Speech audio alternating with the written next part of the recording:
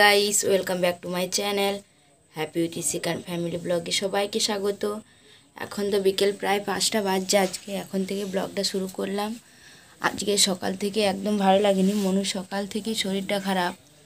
কাল রাত থেকে ওর শরীরটা ভালো নেই। রাতেও হালকা গাটা গরম হয়েছিল, হঠাৎ করে আবার ঠান্ডা লেগে গেছে। তাই আজকে আবার দুপুরে জ্বর এসেছিলো, জ্বরের একটা ওষুধ ছিল, খাওয়ালাম। কি করব বলো, এরকম এত ঠান্ডা লেগে গেলে। তোমরা দেখলে কিছুদিন আগে ওকে ডক্টর দেখিয়ে এলাম, ঠান্ডা লেগে গিয়েছিল বলে।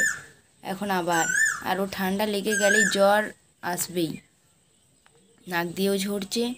একদিনেই মেয়েটার মুখটা আমার শুকিয়ে গেল। তাই আর সকাল থেকে একদম ভালো লাগেনি। আর আজকে তো সংক্রান্তি পুজোও ছিল, আর আজকে রবিবার না, আজকে শনিবার, বাবার বিশি। আর এদিকে মেয়েও কান্নাকাটি করছে, তাই সকাল থেকে ব্লগটা শুরু করা হয়নি। ভাবলাম এখন একটু তোমাদের সাথে কথাটা বলি। সকাল থেকে আজকে ঘ্যান ঘ্যান করছে, জানো তো। বাচ্চাদের শরীর খারাপ হলে ওরা একদম আবার কান্নাকাটি করছে। দেখো মামা, তোমার শরীর অসুস্থ। ও বাবু, দেখছো তোমাদের সাথে ও এত কেমন ভ্যাক করে, কিন্তু একদম শরীর ভালো নেই। কী করা যায় বলো, এত ঠান্ডা লেগে গেলে। ওরা এত মাথায় চুল, ওই জন্য তো ডক্টর দেখাতে গেলেই উনি বলেন। কিন্তু কী করা যাবে, তো 5 বছর না হলেও দিতেও নেই। ওই কারণে ওর বেশি ঠান্ডা লেগে যাচ্ছে। সকালেও ভালো করে খাবার খায়নি, দুপুরেও তো অল্প একদম ভাত খেয়েছে, না খাওয়াই। এখন দেখি খাবার করেছি, খাই নাকি। একদিনে একদম শুকিয়ে গেছে, দেখছো তোমাদের ঋষিকা রানী চুপচাপ হয়ে গেছে। ও এত চুপচাপ শান্তভাবে কলে বসেই না। দেখছো পাখিটা মাম্মা কুহু কুহু করছে। আর আজকে আমি তোমাদের সাথে কোনো কিছু রান্নাও শেয়ার করতে পারিনি, কিছুই না। আজকে তো ছাতু খেতে হয়, নিশ্চয়ই তোমরা সবাই ছাতু খেয়েছো, বলো তো মাম্মা। বলে আমরাও আজকে ছাতু খেয়েছি। আর পুজো কোনো কিছুই তোমাদের সাথে শেয়ার করতে পারিনি। আর হ্যাঁ, তোমাদেরকে বলি, আমাদের আজকে চৈত্র মাসের সংক্রান্তিতে সজনে ডাঁটা ভাজা আর লালতে যে শাকটা হয় না, শাক আর আম দিয়ে ডাল, এটা করতেই হবে এই সংক্রান্তিতে। এই রান্নাগুলো তোমাদের সাথে শেয়ার করতে পারলে খুব ভালো হতো, কিন্তু কোনো কিছু শেয়ার করতে পারিনি। ও মাম্মা, চলো এখন কান্নাকাটি করছে, দেখি কি করে। আচ্ছা, ওর মামা বাড়ি, আর আমি এখন এদিকে সন্ধ্যাতে চা করতে এসেছি। এদিকে আমার চা ফুটে গেছে। মামা বাড়ি থেকে অনেকক্ষণই চলে এসছে, আমিও অনেকক্ষণ চাটা খাওয়া হয়ে গেছে। এবার চলে এসেছি রান্নাঘরে। ও এখন ঠাম্মুর সাথে ওর খেলছে। আটা মাখা হয়ে গেছে। আর বিকালে এসেছিল মাছ, এদিকে মাছ নিয়েছি, কড়াইটা বসিয়ে দিয়েছি, মাছ ভাজবো। আর এই দেখো সর্ষেটা বেটে নিলাম, সর্ষে দিয়ে হবে মাছটা।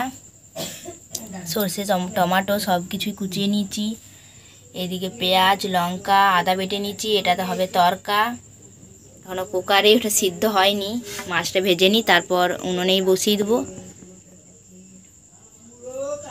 এত কিছু রান্না হবে। ও মাছ হয়নি, আজকেও মাছ রান্না হয়নি, তাই বিকেলে এসেছিলো, মা দিয়ে মাছ নিল। আমি তাহলে ভাবলাম মাছটা করে নিই বিকালে। আজ তো সিম্পল রান্না হয়েছিল, তাহলে সন্ধ্যাতে সবারই খাওয়া হবে রাতে। আর আমি বিকালে ভিজিয়েছিলাম তরকাগুলো, তরকাটাও করে নেব। ভাজা হচ্ছে মাছ।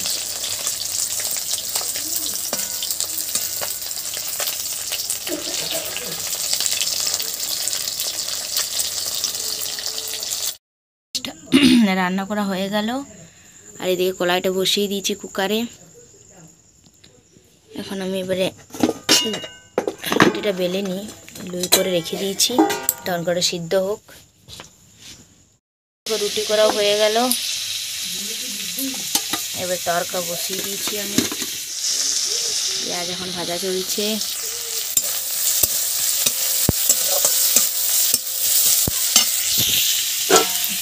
সিদ্ধ করে নিয়েছি তরকা।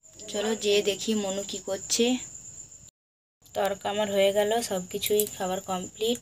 রাহুল ডিউটি থেকে চলে এসছে, এসেই খেতে দিয়ে দিয়েছি তরকা মাছ রুটি। খেয়ে নিই, আর ডিনারটা তো ভালোই। কি গো, কি নেবে? ওটা নেবে, চলো দিচ্ছি। আর মনুকেও আমি ডাল করে দিয়েছিলাম, ডাল দিয়ে রুটিটা দেখি খাই যদি। চলো চলো আমি টাটা দেবো। চলো চলো মাত্র খাওয়া দাওয়া করে ধোয়া মোছা করে এলাম, এসে দেখছি মনু দুষ্টুমি করছে এদিক ওদিক, কি বলবো। বাবা কি করছে? কোথায় মজ করেছো দেখিয়ে দাও তো। ও বাবা তো শুয়ে পড়েছে, এখন খেলছিল, ওর বাবাকে বলছে যা, নাম তার মানে। চলো টাটা, আজকে ভিডিওটা এখানেই শেষ করলাম। ভালো লাগলে অবশ্যই লাইক করে দিও। Tata bye, good night.